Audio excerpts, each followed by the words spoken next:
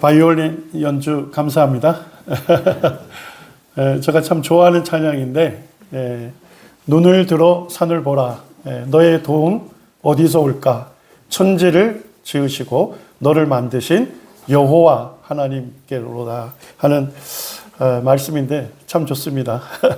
제가 삶을 살면서 어려움을 겪을 때마다 나를 도우시는 분이 하나님이시다. 나를 도우시는 분이 하나님이시고 내 안에서 일하시는 분이 하나님이시다 하는 사실을 생각할 때마다 좀 그 어려움들을 이겨내는 것 같습니다. 이 시간에 오신 모든 분들이 천지를 창조하시고 나를 지으신 그 하나님이 나의 하나님이 되시기를 원하는 마음이 있습니다. 제가 이제 제자들과 함께 이 성경 공부했는데 질의응답 시간에 한 제자가 저에게 질문을 하더라고요. 세상에는 종교가 많고 그 종교에서 섬기는 신들이 많은데 왜 하나님 한 분만을 믿어야 한다고 하느냐. 이제 제자니까 저에게 애둘러 얘기한 것 같습니다.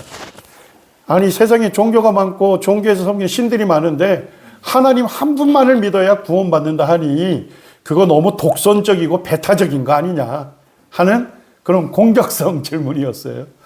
그래서 제가 이제 성경으로 해답을 주었습니다. 우리 사도행전 17장 24절, 25절 같이 한번 읽겠습니다. 시작. 우주와 그 가운데 있는 만물을 지으신 하나님께서는 천지의 주재시니 손으로 지은 전에 계시지 아니하시고 또 무엇이 부족한 것처럼 사람의 손으로 섬김을 받으시는 것이 아니니 이는 만민에게 생명과 호흡과 만물을 친히 주시는 자이심이라. 왜 하나님 한 분만을 믿어야 할까요? 우주 만물을 지으신 유일한 한 분이 계십니다. 그분이 누구셔요? 하나님이십니다. 세상 어느 종교의 어느 신도 자기가 우주 만물을 지은 창조주라고 하는 신이 없습니다. 우주 만물을 지으신 크고 위대하신 창조주, 그분은 하나님 한 분밖에 없는 것입니다. 하나님께서 천지를 지으셨기 때문에 하나님께서는 천지의 뭐가 되십니까? 주제가 되십니다. 한자가 뭡니까? 주님, 하나님께서 천지를 지으신 분이기 때문에 하나님께서 천지의 주인이 되시는 분이시죠. 제자는 무슨 제자입니까? 다스릴 제자예요. 하나님께서 천지를 지으셨기 때문에 천지의 주인이 되시고 천지를 다스리시는 유일한 통치권자, 유일한 왕이 하나님이시라는 것입니다. 그렇기 때문에 하나님은 인간 손으로 지은 저 신전에 계시는 분이 아니다는 것입니다. 하나님은 우주를 지으신 분이시죠. 우주보다 크신 분이기 때문에 인간의 손으로 만든 신전에 하나님을 가두어 둘 수 없는 것입니다. 또한 무엇이 부족한 것처럼 사람의 손으로 섬김을 받는 것이 아니다. 우리 이제 예수님을 믿는 하나님을 믿는 성도들도 우리가 알아야 할 게 뭐냐면 하나님께서 무엇이 부족해서 우리 인간의 사람의 손에 섬김을 받으시는 분이 아니에요. 그러니까 내가 하나님을 섬겨야 하나님께서 완전해지시는 분이 아니에요. 천지를 누가 만드셨습니까? 하나님은 천지의 주인이셔요. 하나님은 부유하신 분입니다. 하나님께서 뭐가 부족하기 때문에 우리 인간의 손에 섬김을 요구하시는 분이 아니에요. 우리가 섬겨야 하나님 완전해지시는 게 아닙니다. 하나님은 하나님이십니다. 우리가 하나님 믿든 믿지 않든 하나님은 하나님이셔요. 왜 하나님 한 분만을 믿어야 합니까? 만민에게, 우리 한 사람 한 사람에게 생명과 호흡과 만물을 친히 주시는 창조주이시기 때문에 그렇습니다. 우리 한 사람 한 사람에게 생명을 주신 분이 누구예요? 하나님이시죠. 하나님께서 내게 생명을 주셨기 때문에 내가 이 세상에 태어난 것입니다. 그리고 하나님께서 내 호흡을 지금도 붙들고 계시고 만물, 내게 필요한 모든 것을 친히 공급해 주시기 때문에 지금 뭐 하고 있습니까? 숨을 쉬고 살아 움직이고 있는 것입니다. 우리 인간이 굉장히 강한 것처럼 보이지만은 인간은 전적으로 누구에게 의존된 인간입니까? 하나님께 의존된 피조물이에요. 인간이 하나님 떠난다는 건 뭡니까? 물고기가 물을 떠나는 거예요. 인간이 하나님을 떠난다는 것은 기차의 바퀴가 기차의 선로를 벗어나는 것처럼 이염천만하고 영원한 파멸을 자초하는 것입니다. 세상에 종교가 많고 종교에서 섬기는 신들이 많은데 왜 성경이 말씀하는 하나님 한 분만을 믿어야 합니까? 우주 만물을 지으신 크고 위대하신 창조주는 하나님 한 분밖에 없습니다. 그리고 나를 지으신 내 삶의 주인이시고 나를 다스릴 유일한 왕이 되시는 분은 하나님 한 분밖에 없습니다. 그렇기 때문에 하나님을 믿어야 하는 것입니다. 혹시 이렇게 생긴 물건을 보신 적이 있습니까? 예, 알람 시계입니다. 예, 정해놓은 시간이 되면 이 프로펠러가 떨어지면서 소리를 질러요. 그리고 이 프로펠러가 방안을 유유히 움직이는 겁니다. 자, 어떻게 해야 소리를 멈추게 할 수 있을까요? 예, 이 프로펠러 잡아서 시계에다 꽂으면 소리가 멈춰집니다. 예, 이런 시계 하나 있었으면 좋겠죠. 예.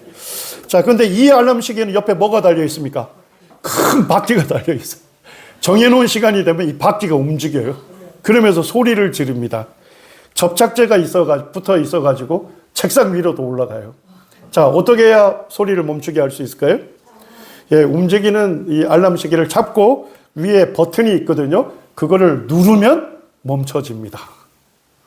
자, 이 알람 시계를 만든 목적이 있을까요? 예, 잠자는 사람을 효과적으로 깨울 목적으로 이걸 만들어 놓은 거예요.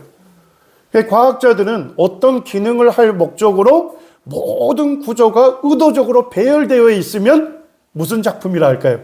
야, 요거는 설계된 작품이다. 이거는 디자인됐다.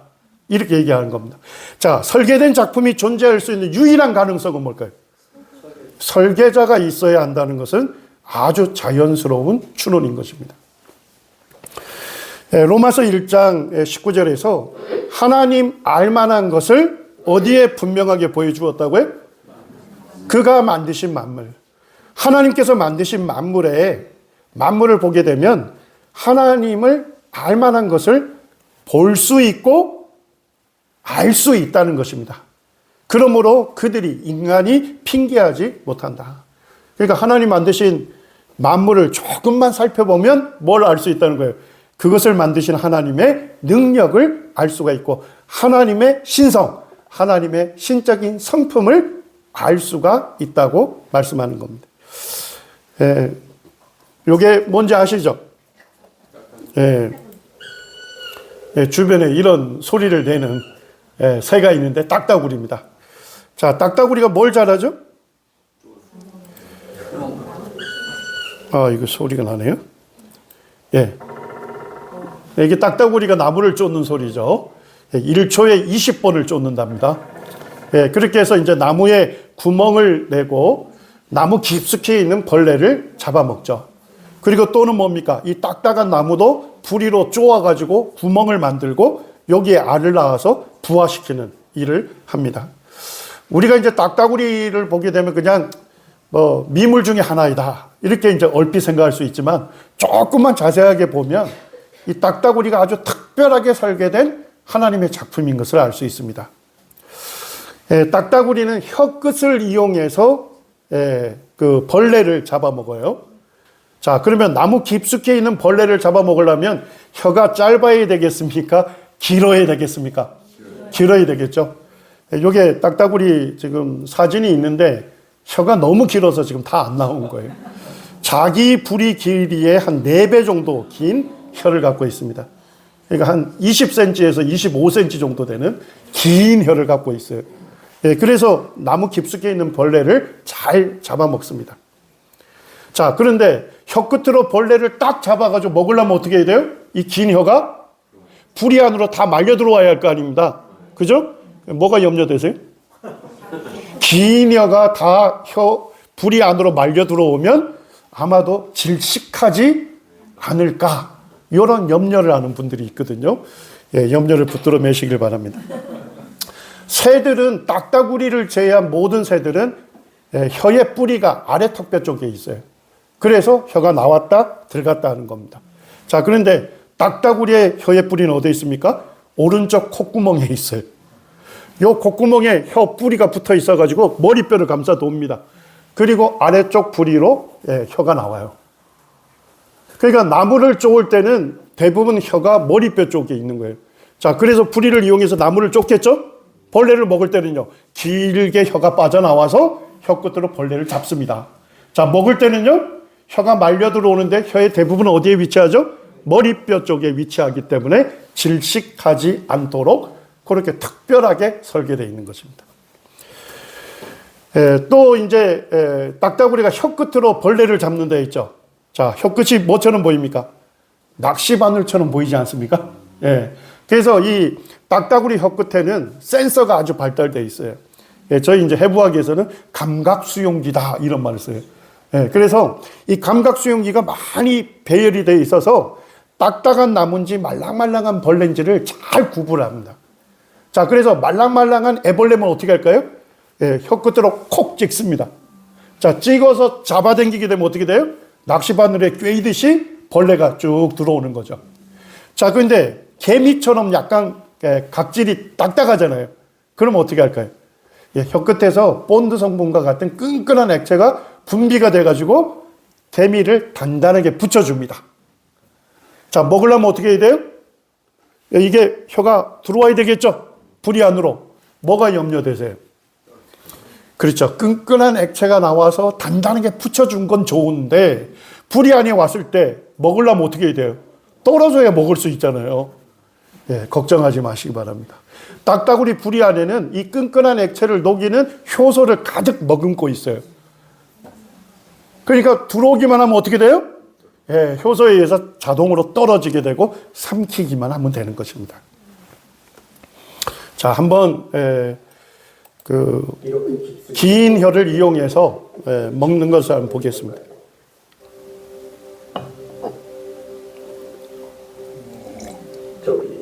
딱따구리 혀가 긴 게 나오죠. 딱딱한 나무인지 벌레인지를 구분하죠. 눈으로 볼 수 없습니다. 20에서 25cm 될까요? 자, 혀 끝으로 이제 말랑말랑한 애벌레를 감지합니다. 혀 끝을 콕 찔러서 잡아당기죠.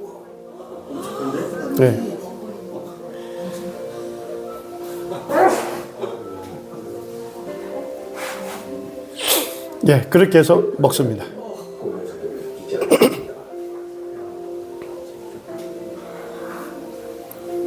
도대체 이 작은 머리 어디에서 긴 혀가 나오는 걸까요?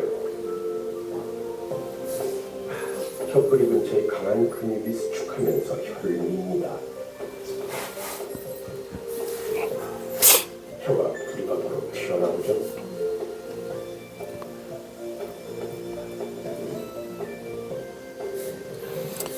혀 끝을 이렇게 여기까지 보겠습니다. 자, 그 다음에 이제 딱따구리의 구조가 이 정도에서 멈추질 않습니다. 딱따구리가 뭘 잘한다 했습니까? 부리를 이용해서 단단한 나무를 잘 쪼는다 했죠. 그래서 단단한 나무를 부리를 이용해서 쪼으려면 강하게 쪼아야 되겠죠. 그래서 이 부리가 끌 모양처럼 생겼어요. 그리고 이제 발가락은 뭐처럼 보입니까? 갈고리 모양처럼 네 갈래로 갈라져 있어서 나무 그 결의 틈에 잘 박히게 되어 있습니다. 그 다음에 이 딱따구리의 꼬리 깃털이 굉장히 빳빳합니다. 그래서 딱따구리가 나무를 쪼으려고 딱 붙으면 받침대 역할을 해줘요. 그래서 몸이 안정이 되기 때문에 아주 강하게 부리를 이용해서 나무를 쪼을 수 있는 거죠. 자, 그렇게 구조가 되어 있는데 한번 쫓는 거를 아주 느린 속도로 보여주겠습니다. 최선을 다해서 박습니다. 눈을 찔끔하면서 나무 조각들이 떨어지는 게 보입니까? 단단한 나무 쪽이 탁탁 튀는 게 보이죠. 어이구. 자, 다시 한번 보시죠. 이렇게 박는데 1초에 몇 번을 박는다고요? 20번을 박습니다. 이렇게. 자, 그러면 뭐가 염려가 되세요? 엄청난 충격이 딱따구리 머리뼈로 올 거 아닙니까? 그러면 이 정도 충격이면 딱따구리의 뇌가 어떻게 될까요? 손상이 와서 뇌진탕 될 가능성이 매우 높은 거죠. 예, 그런데 하루에 2, 3만 번 두들기고 10년 이상 딱따구리가 삽니다. 예. 자, 그러면 딱따구리에 무슨 구조가 있을 것 같습니까? 엄청난 충격을 잘 흡수하는 장치가 있을 거다. 예. 그래서 이제 딱따구리에 이제 제가 논문을 좀 찾아봤더니까 조류학자들이 연구한 것보다는 공학자들이 연구한 게 더 많습니다. 딱따구리에 엄청난 충격을 잘 흡수하는 장치가 있다면 그거를 인공적으로 만들어 가지고 자동차 벽 같은 데다 딱 만들어 놓으면 자동차끼리 충돌을 해도 그 충격이 차 안에 있는 사람에게 전달되지 않도록 하기 위해서 공학자들이 많이 연구하고 있습니다. 그리고 이제 공학자들이 연구한 거 보면 딱따구리가 나무를 쪼을 때 엄청난 충격이 발생이 되는데 그거를 사람으로 환산을 해본 겁니다. 그래서 딱따구리가 나무를 쪼을 때 충격의 10분의 1만 사람이 받아도 어떻게 된대요? 새로운 세상으로 간다는 것입니다. 새로운 세상 어디로 가는지 정해져 있습니까? 저는 정해져 있어요. 새로운 세계로 간다는 겁니다. 그래서 이걸 사람으로 환산해 보니까 시속 25km로 달립니다. 제가 여기 서 있는데 뒤에 콘크리트 벽이 있죠? 시속 25km로 최대한 달려가지고 머리로 흰끝 콘크리트 벽을 박습니다. 자, 그럴 때 우리 머리로 엄청난 큰 충격이 오겠죠? 1초에 몇 번 박으라고요? 20번 박을 때 그때 사람이 받는 충격을 딱따구리가 나무를 쪼을 때 받는다는 것입니다. 어마어마하죠? 자, 이 충격을 흡수하는 장치를 연구해 봤더니까 딱따구리가 나무를 쪼으면 이 충격이 부리를 이용해서 머리뼈로 갈 거 아닙니까? 근데 머리뼈 가기 전에 뭐가 있어요? 스펀지 조직이라는 게 있습니다. 그래서 이게 전자현미경으로 찍은 건데 스펀지 형태의 아주 조밀한 조직들이 그 안에 가득 빼곡하게 들어가 있는 거예요. 그래서 이 충격이 어디에서 흡수가 됩니까? 스펀지 조직에서 대부분 흡수가 되고 적은 충격이 머리뼈로 갑니다. 자, 그 충격도 머리뼈를 감싸돌고 있는 게 누구예요? 딱따구리 혀근육이 자동차의 안전벨트와 같은 역할을 해서 약간의 충격도 감쇄시켜 준다는 겁니다. 그래서 1초에 20번을 들어박고 하루에 2만 번 내지 3만 번 들어박아도 충격으로부터 자기 몸을 안전하게 보호한다는 것입니다. 그래서 지금 이제 모방공학이라고 하는데 생체 모방공학자들이 지금 딱따구리의 스펀지 조직을 인공적으로 만들었어요. 그렇게 해서 우리 그 블랙박스 있지 않습니까? 블랙박스 표면을 지금 인공 스펀지 조직으로 둘러놨어요. 그렇게 했더니까 기존 것보다 한 1000배 이상의 충격을 흡수하는 그와 같은 효과가 있더라 하는 거. 그 다음에 미식축구 선수들 보면 막 무식하게 머리 들어박지 않습니까? 그래서 헬멧을 쓰고 있는데도 뇌진탕에 걸리는 선수들이 가끔 출연을 해요. 근데 지금 요게 헬멧에 뭘 도배해 놓은 겁니까? 인공 스펀지 조직을 도배해서 예전보다도 충격에 잘 견딜 수 있도록 그렇게 활용이 되고 있습니다. 브라이언 토마스라고 하는 그 학자가 이런 얘기를 합니다. 딱따구리의 모든 구조들이 특별한 기능을 할 목적으로 제자리에 배열되어 있다. 이것은 뭐가 되었다고요? 설계되었다는 설득력 있는 강력한 증거다. 우리가 딱따구리를 하면 그냥 흔히 미물이다 이렇게 생각하지만 조금만 자세히 살펴보게 되면 얼마나 놀랍게 설계되고 만들어진지 그 하나님의 영원하신 능력과 신성을 보여주는 것이죠. 자, 혹시 이 동물이 이름 아십니까? 무슨 동물인지? 야, 어떻게 한 방에 맞춰버리네? 어른들은 지금 한참 헤매고 있습니다. 문어의 눈이 보이고 문어의 입이 보이죠. 문어가 이렇게 위장을 잘합니다. 제가 이제 그 신문에 실린 거 봤더니까 필리핀 그 태평양 해안 쪽에 문어들이 그 사람들이 먹고 버린 그 코코넛 열매 껍질 있잖아요. 그거를 머리에 이고 다닌답니다. 그러다가 적이 딱 출현하면 어떻게 해요? 그 사이로 몸을 싹 숨겨요. 굉장히 똑똑하죠. 그리고 적이 나타나면 뭘 발사합니까? 먹물을 발사해서 자기를 못 보게 하죠. 그리고 제트 추진을 해요. 쉽게 가면 물을 왕창 머금은 다음에 좁은 관이 있거든요. 그쪽으로 왕창 배설을 하면 몸은 어디로 갑니까? 튕겨나가게 돼 있죠. 예, 이 제트 추진, 저희 어릴 때는 그 아톰이라고 들어보셨나요? 예, 아톰이 제트 추진을 하는 거죠. 그런데 예, 문어가 이렇게 제트 추진을 해서 시속 50km로 도망을 갑니다. 자, 근데 문어의 여기서 놀라시면 안 됩니다. 자, 문어가 적이 나타났을 때 위장하는 걸 한번 보시기 바랍니다.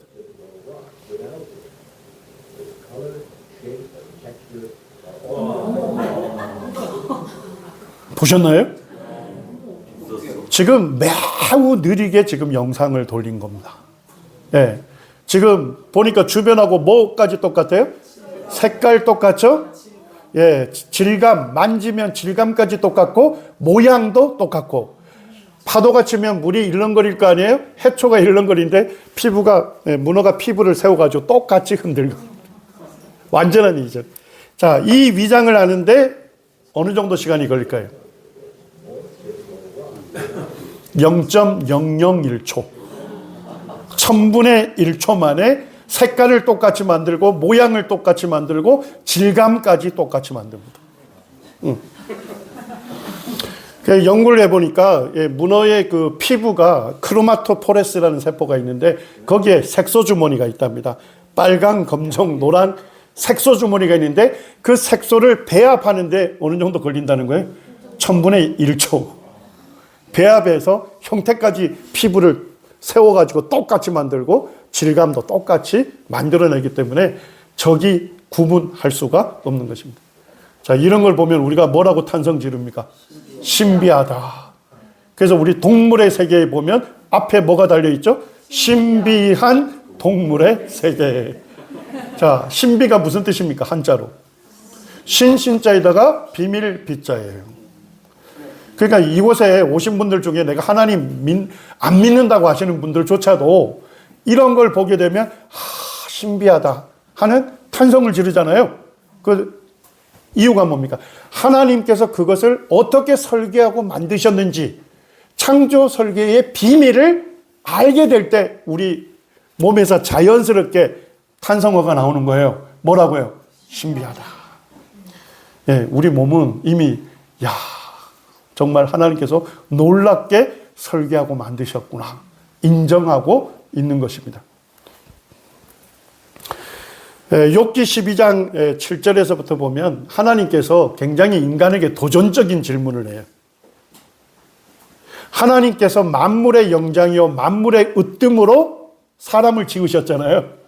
그런데 모든 생물들은 다 자기를 지으신 창조주 하나님을 인정하는데 유독 누구만이요? 사람만 자기를 지으신 창조주가 누군지 모르는 거예요. 자, 그래서 하나님께서 도전하시는 거예요. 이제 너를 창조한 창조주가 누군지를 모른다면 누구에게 물어보랍니까? 충격적인 얘기예요. 하나님께서 얼마나 답답하시면 이제 모든 짐승에게 물어봐라. 그러면 짐승들이 너에게 가르쳐 줄 것이다. 공중에 새에게 물어보라. 딱따구리에게 물어보라는 겁니다. 그러면 그것들이 또한 내게 고하리라. 알리를 곧자입니다. 알려줄 것이다. 그 다음에 누구에게 물어보라고요? 땅에게 물어봐라. 지구에게 물어봐라. 그러면 내게 가르치리라. 바다의 고기도 문어에게 물어보라는 겁니다. 내게 설명하리라. 자, 9절 10절 같이 읽겠습니다. 시작. 이것들 중에 어느 것이 여호와의 손이 이를 행하신 줄을 알지 못하랴. 모든 생물의 생명과 모든 사람의 육신의 목숨이 다 그의 손에 있느니라. 모든 생물들은 자기를 지으신 놀라우신 창조주 하나님을 증거한다 이런 얘기입니다. 그런데 오직 사람만이 자기를 지으신 창조주 하나님을 알지 못한다는 거예요. 그러니까 하나님께서 인간을 만물의 영장으로 지었는데, 으뜸으로 지었는데 하나님 뭐라 하시는 거예요? 창조주를 모른다면 너는 누구보다도 못하다. 죄송합니다. 시편 말씀에도 보면 종기에 처하나 깨닫지 못하는 사람은 멸망하는 짐승 같도다. 예, 하나님께서 인간을 존귀하게 창조했다는 겁니다. 우주 만물은 사람을 위하여 창조됐지만 사람만큼은 하나님의 영광을 위해서 나를 지으신 창조주를 기쁘시게 하는, 예, 그분의 말씀을 믿고 따르도록 우리를 창조하신 것입니다. 모든 사람의 육신의 목숨이 다 누구의 손에 있습니까?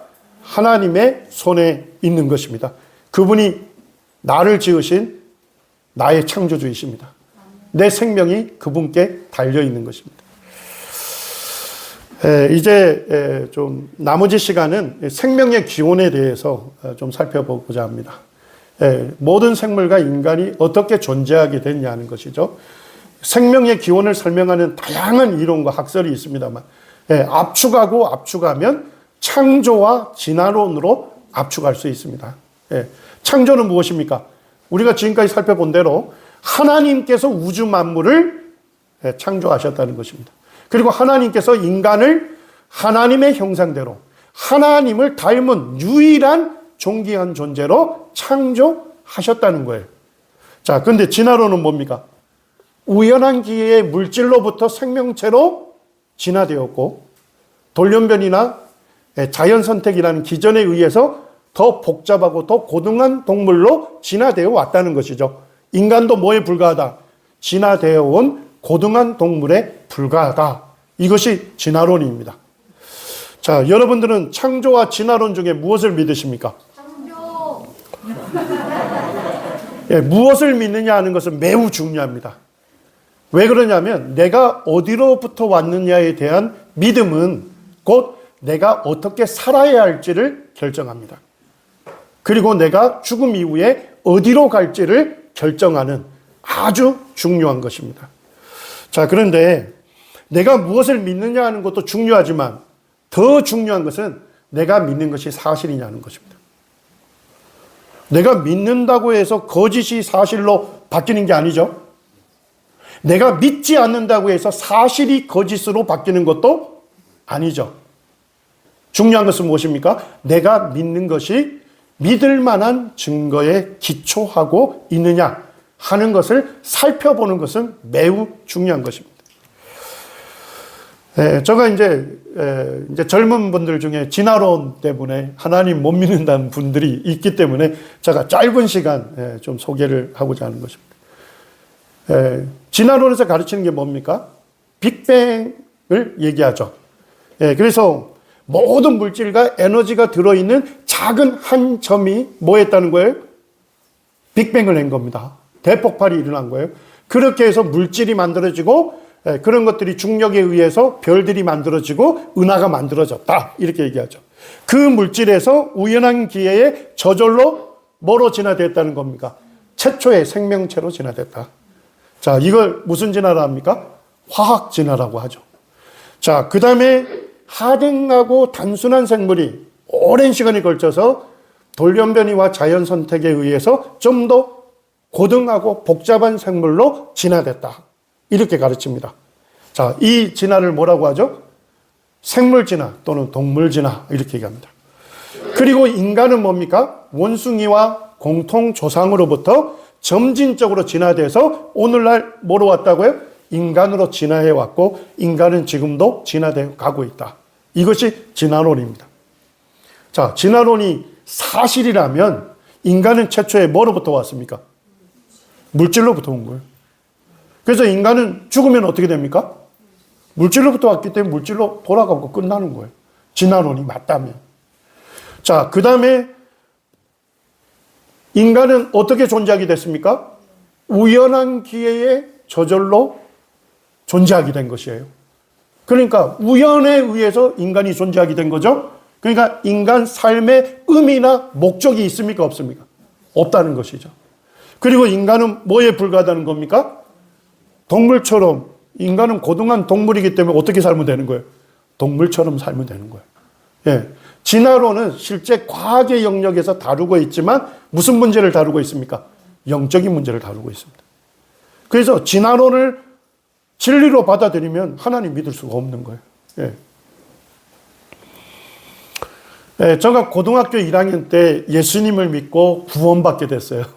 그리고 이제 친구들에게 제가 좀 예수님을 전하는 일을 조금 좀 떠들썩하게 한 것 같아요. 근데 이제 제가 고등학교 때 이제 자연계를 선택하게 됐습니다. 그래서 생물 1, 2를 배웠어요. 2과목. 그러면서 진화론에 대해서 아주 자세하게 배운 거죠.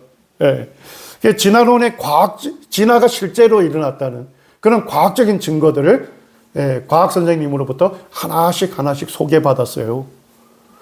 근데 제가 좀 흔들리더라고요. 진화가 실제 일어났다는 과학적 증거가 너무 그럴싸하고 처음 배우는 학생. 그 정도면 좋은데 선생님이 도전을 하더라고요. 저를 딱 가리키면서 야, 이렇게 진화가 일어났다는 확실한 증거들이 이렇게 차고 넘치는데 어떻게 하나님을 믿을 수 있느냐.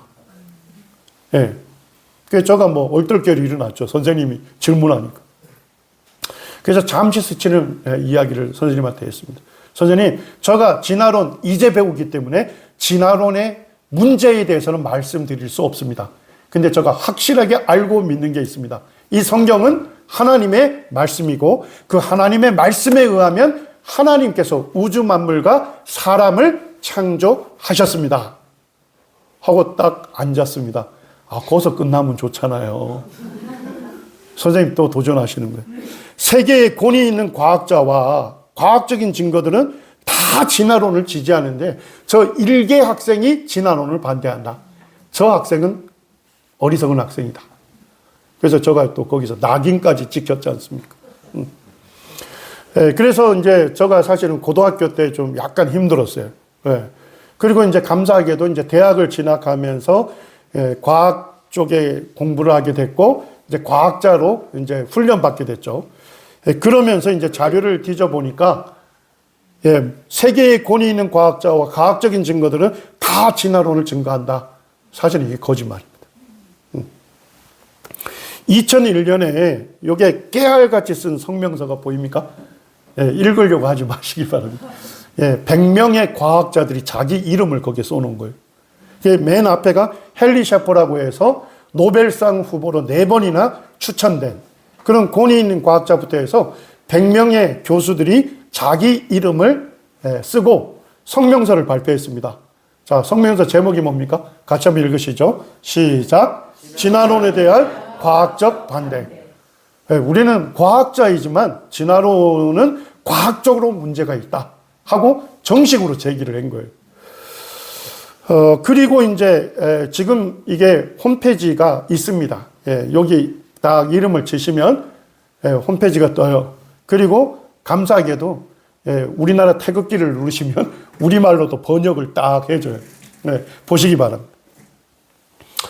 지금도 이제 서명을 하는 분들이 있는데 서명을 하려면 어떻게 해야 하느냐. 첫째, 자기 이름 밝혀야 합니다.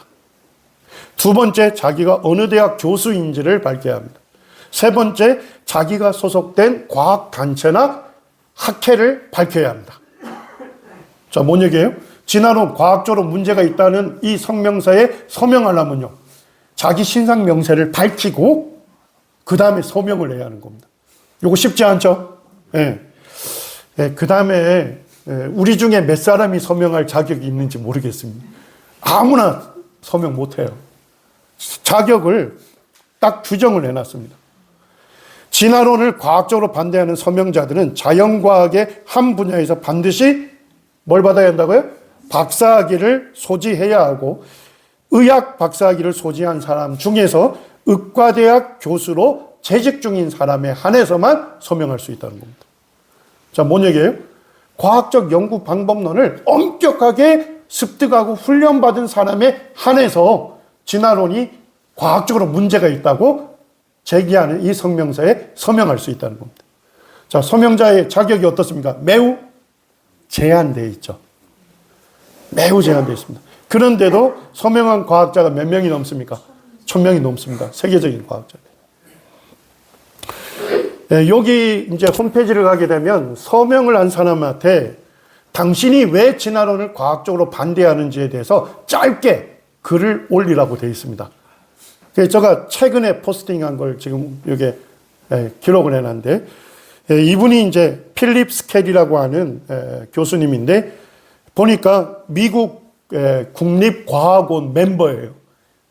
미국 국립과학원 멤버니까 최고의 과학자들이 들어갈 수 있는 자격을 얻습니다.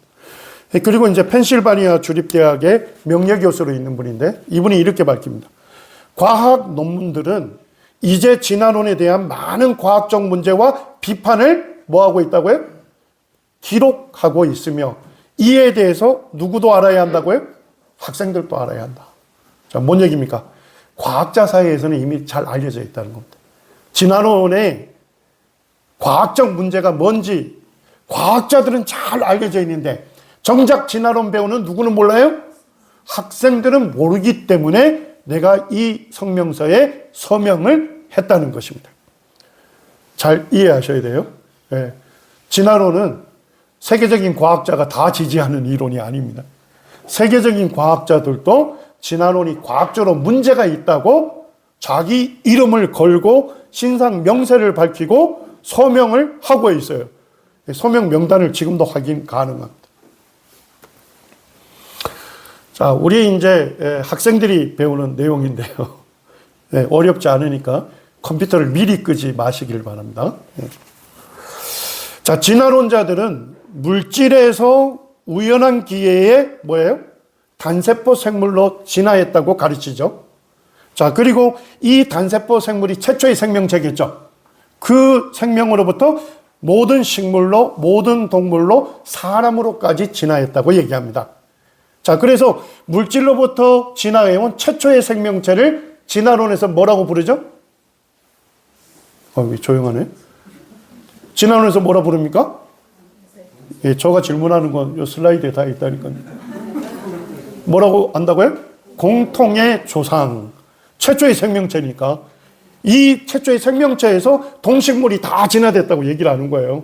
그러니까 물질로부터 최초로 진화해온 이 생명체를 공통의 조상이라고 하는 겁니다.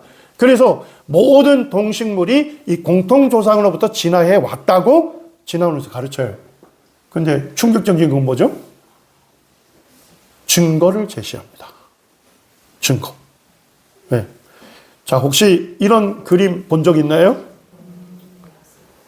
네, 나 이런 그림 전혀 본 적이 없다. 이런 분들은 과학에 관심이 없는 분들. 중학생부터 줄기차게 이 그림이 나와요. 이게 공통조상으로부터 진화해온 증거로 제시되고 있는 겁니다. 진화론자인 해켈이 1860년에 보급 발표를 했는데 지금까지도 사용을 하고 있어요. 자, 이게 고등학교 1학년 과학교과서를 제가 스캔해서 올린 겁니다. 척추뼈를 가진 동물을 뭐라고 부를까요? 척추뼈를 가진 동물. 네, 훌륭하십니다. 과학이 별거 아니에요. 척추뼈가 없으면 무척추동물이고 척추뼈가 있으면 척추동물이에요. 저는 과학을 왜 그렇게 어렵게 얘기하는지 이해를 못하겠어요. 자, 척추를 가지고 있는 동물들이 어류, 양서류, 파충류, 조류, 포유류가 있겠죠. 해켈이 뭘 조사했냐 하면 정자와 난자가 만나게 되면 세포 분열이 일어나고 형태를 갖추겠죠. 그때를 뭐라 부릅니까? 배아 또는 배자 또는 배라고 해요. 똑같은 말이에요. 그래서 이 척추동물들의 최초의 배자의 모습을 관찰하고 그림을 그린 거예요. 자, 이해되셨나요? 자, 우리 성도님들이 시간이 없으니까 빨리 얘기해 주시기 바랍니다. 자, 척추동물들의 최초의 배의 모습이 닮았습니까? 완전히 다릅니까? 저가 학생 때 이 그림을 봤는데 닮아도 너무 많이 닮은 거야. 그래서 뭐라고 해석했냐? 척추동물들은 발생 초기의 과정이 매우 비슷하다. 그리고 뭐라고 결론을 내려요? 여러 종류가 공통의 조상에서 진화해 왔기 때문에 비슷하다. 이렇게 결론 내린 겁니다.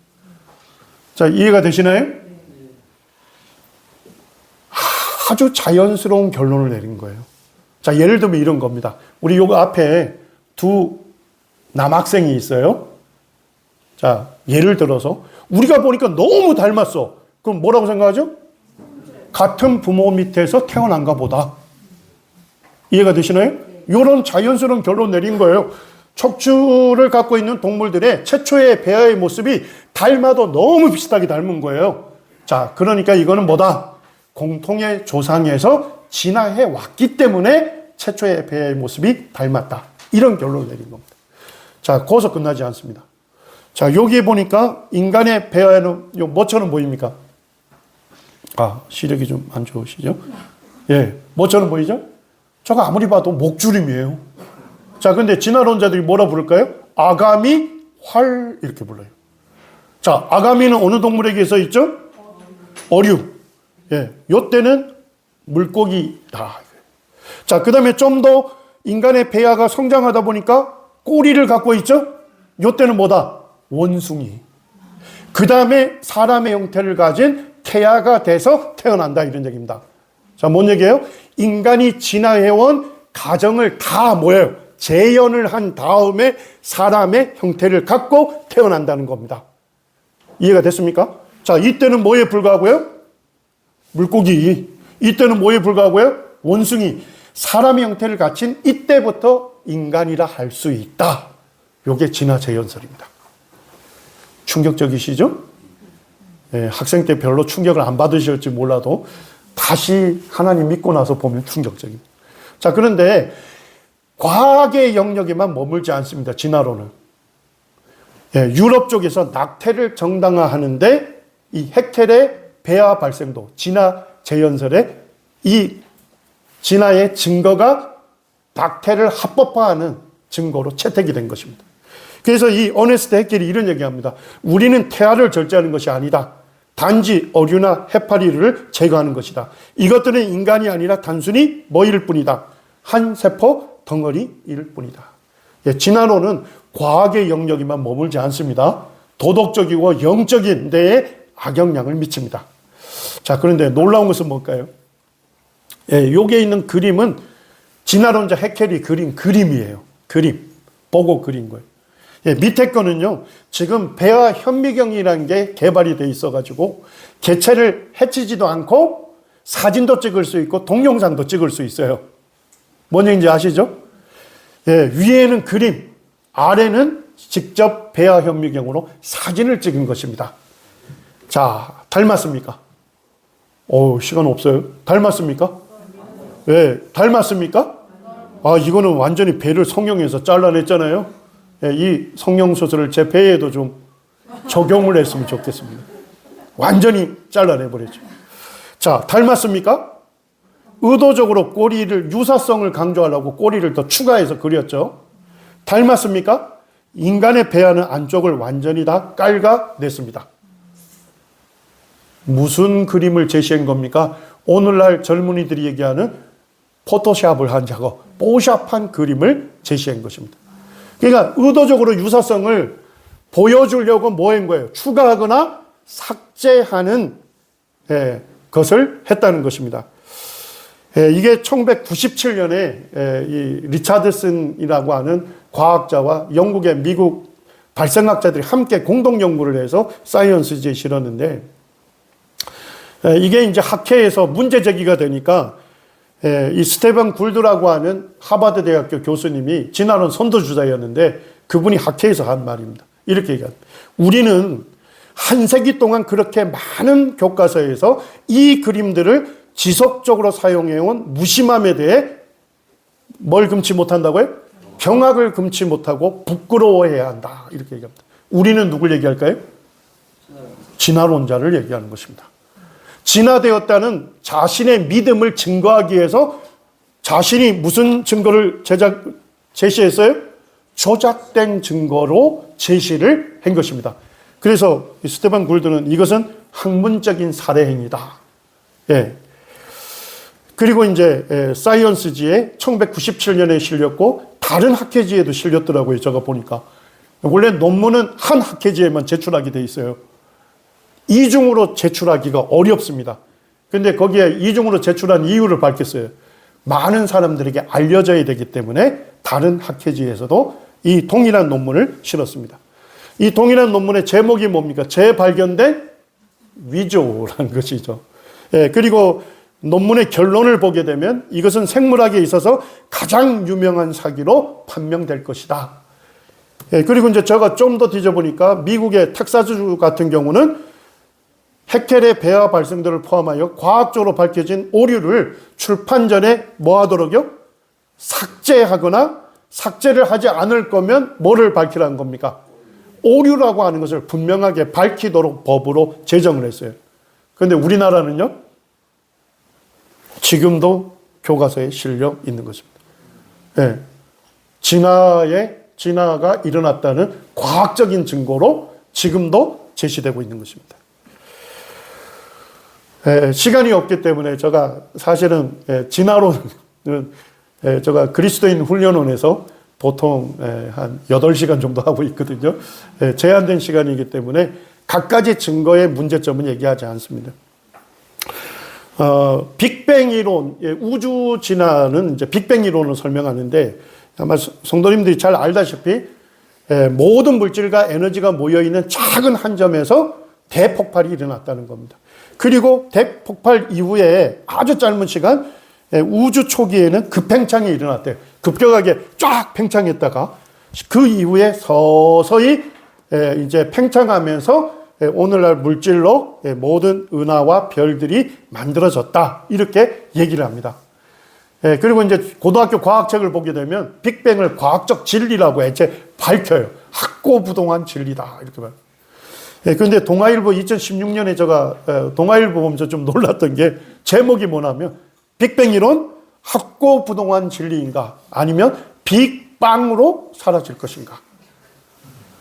재밌어서 제가 읽어봤더니까 빅뱅 이론의 기초가 되는 모든 것들이 아직 밝혀지지 않았기 때문에 빅뱅 이론은 빅방으로 대폭발로 사라질 것이다 하는 논평을 실었습니다.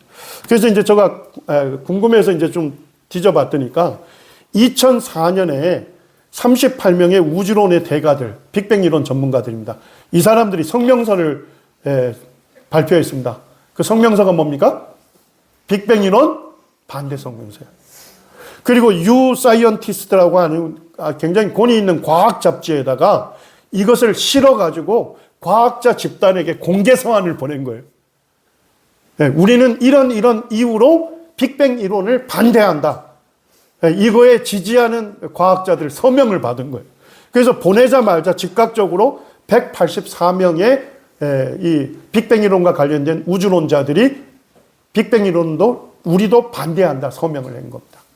그리고 이제 제가 그 홈페이지에 있는 빅뱅 이론을 반대하는 이유를 제가 쭉 봤어요. 봤더니 뭐 하나, 둘, 셋, 넷 쫙 있는데 첫 번째만 제가 한번 소개를 하겠습니다. 빅뱅 이론은 우리가 전혀 관측한 적이 없는, 우리가 뭐 한 적이 없다고요? 전혀 관측한 적이 없어요. 지금까지 한 번도. 관측한 적이 없는 가상적인 것들에 의존하고 있다는 것입니다. 그러니까 빅뱅 이론이 사실이라면 뭐가 증거가 있어야 돼요? 급팽창한 증거가 있어야 돼요. 그런데 한 번도 관측한 적이 없어요. 2015년에 우리나라 9시 뉴스에 뭐가 등장했냐면 빅뱅 이론이 이제 학고부동한 진리로 증명이 됐다 하면서 급팽창이 일어났다는 증거를 제시했어요. 제가 이제 들으면서 되게 놀랐거든요. 근데 5개월 뒤에 제가 자료조사했더니까 데이터를 잘못 분석했다. 그래서 논문이 철회가 됐습니다. 그러니까 9시 뉴스에 2번 정도 꽝꽝 강력한 인프레션을 주고서 데이터를 잘못 해석해서 논문이 철회가 됐다면 9시 뉴스에 정정 보도해야 할 거 아닙니까? 하지 않는 거예요. 진화론에 주로 쓰는 사단의 전략입니다. 공공뉴스 같은 데서 진화가 실제 일어나는 증거가 있다는 것처럼 빵 터뜨려 놓고 그때부터 본격적인 연구가 이루어지거든요. 그러면서 본격적인 연구가 이루어지면 과학적으로 잘못된 증거다. 이렇게 밝혀지는 거예요. 그 다음에 암흑 물질이 있어야 돼요. 그리고 암흑 에너지가 있어야 돼요. 혹시 이런 얘기 들어보셨나요? 좀 깜깜하시죠? 근데 빅뱅 이론에서는 뭐라고 하느냐? 한 4%의 물질이 있다는 거. 우리 보고 있는 거는 우주에 있는 물질 중에 4%밖에 안 된대요. 그럼 뭐예요? 73%의 암흑 에너지가 있고 23%의 암흑 물질이 있다는 겁니다. 이것이 있어야만 뭐가 참일 수 있다는 거예요? 빅뱅 이론이 참일 수 있다는 겁니다. 자, 암흑 물질 발견했을까요? 아직도 깜깜합니다. 자, 암흑 에너지 발견했을까요? 아직도 깜깜합니다. 그래서 결국 이 빅뱅 이론을 반대하는 사람들이 뭐냐면 빅뱅 이론의 기초가 되는 급방창, 암흑물질, 암흑에너지 하나도 발견되지 않았는데 뭐처럼 소개해요? 과학적 진리인 것처럼 소개하는 거. 이것은 잘못됐다. 이렇게 문제 제기를 한 것입니다. 지금 이제 제가 홈페이지에 들어가서 서명한 사람들을 봤더니까 548명이 서명을 했어요. 그리고 여기서도 자기 이름 밝혀야 합니다. 두 번째, 자기가 소속된 연구소와 대학을 밝혀야 돼요. 그 다음에 자기가 어느 나라의 과학자인지를 밝혀야 돼요. 자, 뭐예요? 자기 신상, 명세를 밝히고 서명을 해야 하는데 지금 548명이 이름을 올렸어요.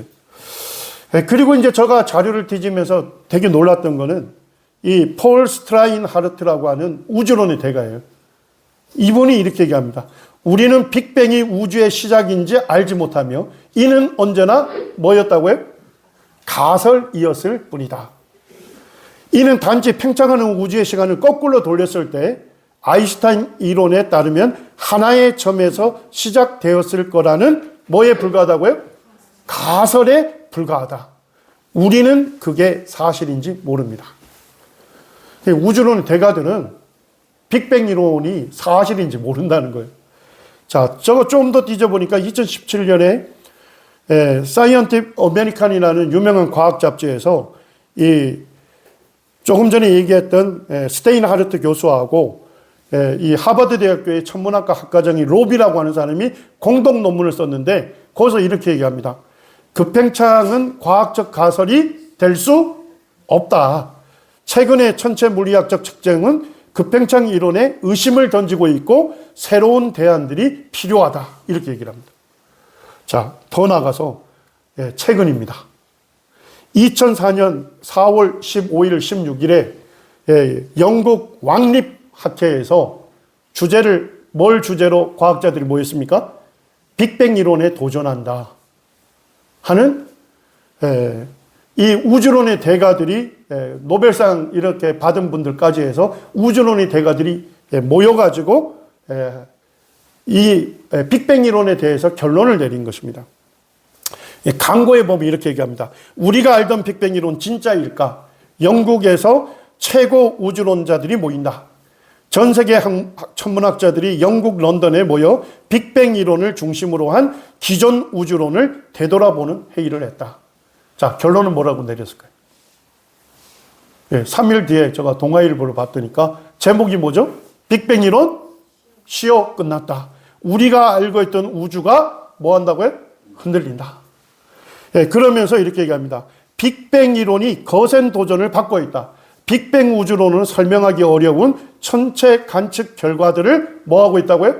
쏙쏙히 내놓고 있다는 것입니다. 그러니까 지금 과학자들이 연구해서 발표하는 것들은 뭐예요? 전부 빅뱅 이론에 반대되는 증거들이 계속 쌓이고 있다는 것입니다.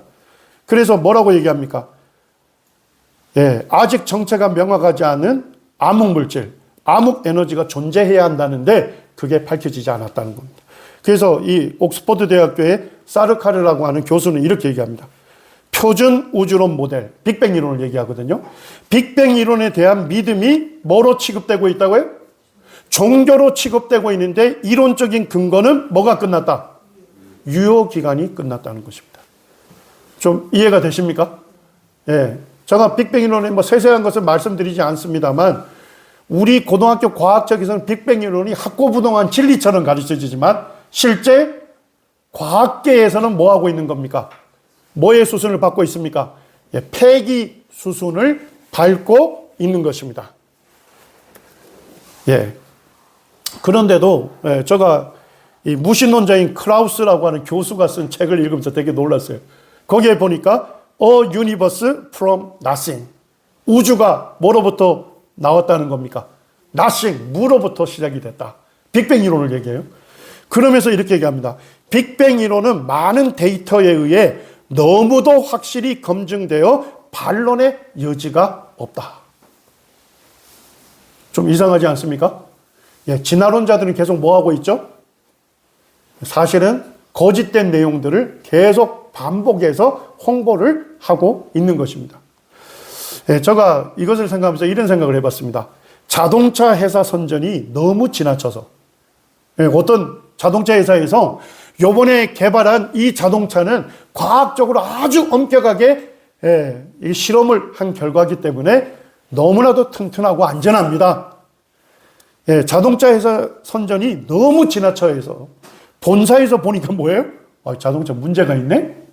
그래서 뭐예요? 리콜 명령이 내려져도 사람들이 믿지 않고 위험천만한 자동차를 계속 타고 다니는 것과 같다는 것입니다. 좀 이해가 되시나요? 그런데 진화론은 자동차가 아니잖아요. 인간이 자신에 대한 오류 이론을 만들어서 스스로 뭐하게 하는 것입니까? 자해하게 만든다는데 더 심각한 문제가 있다는 것입니다. 여러분들 아셔야 돼요. 과학계에서는 이미 진화론의 과학적 증거가 과학적 연구 방법론으로 볼 때 잘못된 증거고 조작된 증거고 지금 계속 무슨 수순을 밟고 있는 겁니까? 폐기 수순을 밟고 있는데 학생들 책에서는 뭐라고 가르치는 거예요? 학고부동한 진리로 가르치는 것입니다. 자, 이제 정리를 좀 하겠습니다. 왓슨이라고 하는 동물학자가 쓴 책을 읽어보니까 이렇게 얘기합니다. 진화론은 동물학자들에게 일반적으로 받아들여지는 이론이다. 그러니까 동물학자들이 대부분 뭐 받아들인다고요? 진화론 받아들여요. 그러나 그것은 진화가 실제로 발생한다고 보여지거나 논리적인 증거에 의해 입증될 수 있기 때문이 아니다는 것입니다. 자, 뭐예요? 진화론이 실제 발생한다고 하는 확실한 증거가 보여지거나 논리적인 증거에 의해서 입증될 수 있기 때문에 진화론을 받아들이는 게 아니고, 진화론 안 받아들이면 뭘 받아들여야 돼요?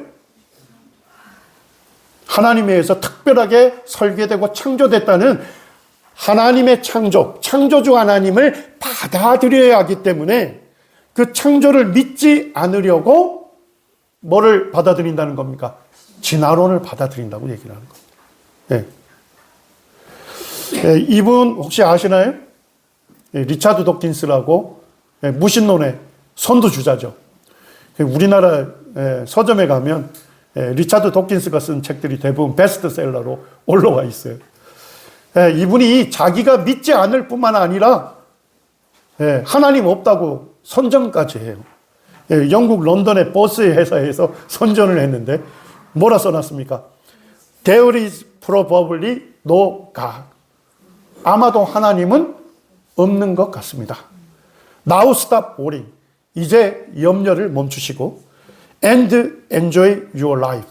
너의 삶을 즐기라. 그래서 제가 읽으면서 리차드 도킨스가 도대체 뭐길래 자기가 좀 살펴보니까 누가 없어요? 하나님 없는 것 같아 하는 겁니다. 그러니까 야, 이제 염려를 멈춰라. 죽음 이후에 심판이 있고 천국, 지옥. 야, 하나님 없는데 심판도 없고 천국, 지옥도 없다. 그러니까 이제 염려할 필요 없다. 그리고 뭐 하라는 겁니까? 너의 인생은 누구 거니까? 네 거니까. 네 마음대로, 네 좋을 대로 인생을 즐겨라. 지금 이걸 버스 캠페인하고 있어요. 근데 제가 이 사람의 이 글을 읽고서 제가 한번 뒤집어 봤습니다. 리차드 도킨스가 뭘 믿고 있는 거죠? 만약에 창조주 하나님이 계시다면,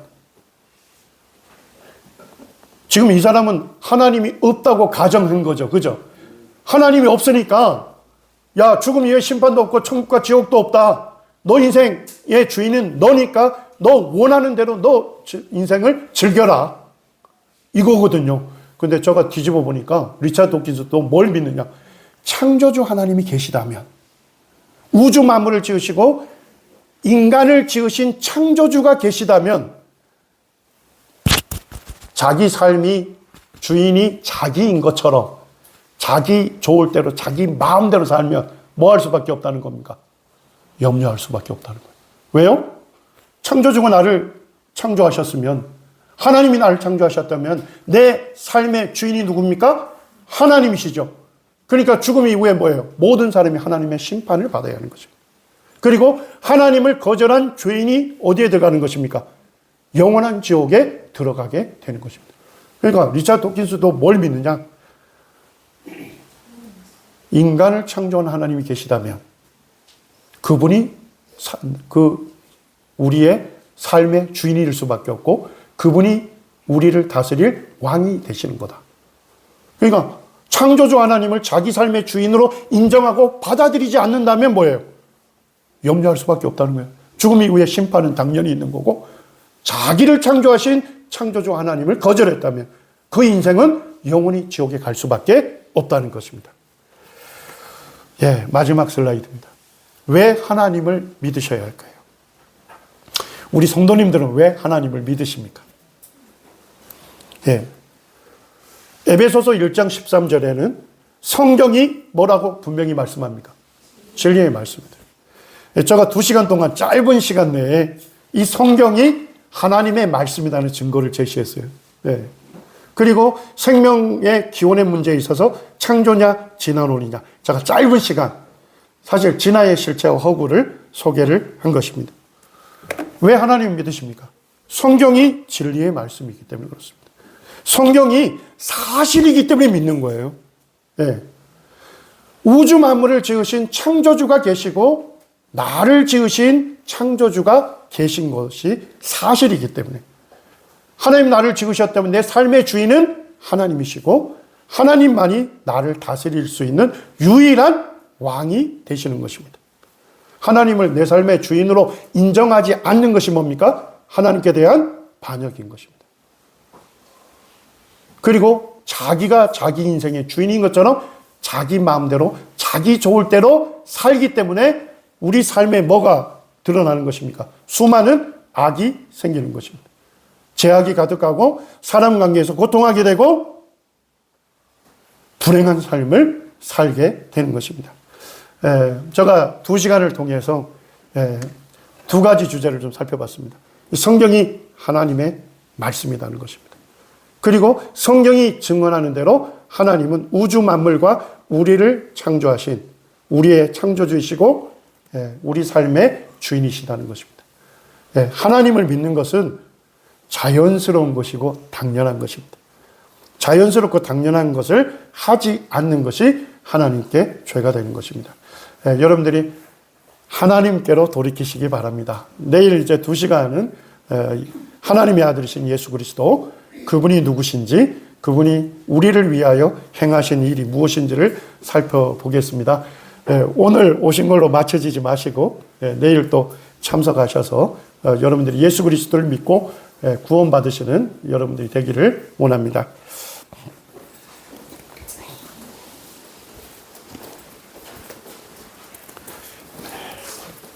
네, 형님 수고하셨습니다. 내일 일정은 10시에 예배하고 11시